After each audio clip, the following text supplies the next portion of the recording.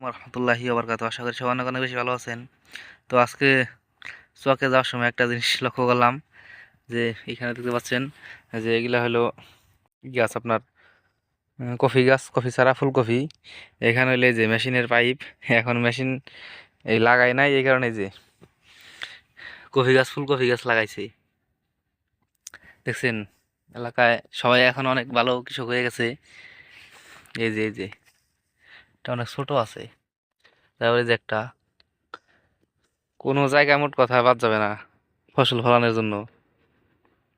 হুম, দেখতে পাচ্ছেন অনেকগুলো অনেকগুলো লাগানো হয়েছে, প্রায় 1 2 3 4 5 6 7 8 9 10 10 12টার মতো লাগানো হয়েছে আর কি।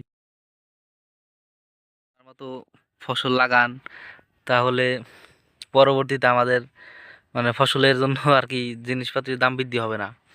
সহজ যেভাবে লাগাইতে থাকেন তাহলে অনেক ভালো হবে। দেখতেছেন সর্বোচ্চ ভালো হয়েছে যে এই গাছটা একটু ভালো হয়েছে, মোটা তাজা। তার মধ্যে যে আরো গাছ আছে। ভিডিওটা এই পর্যন্ত ছিল, আশা করি সবাই ভালো থাকবেন। আসসালামু আলাইকুম।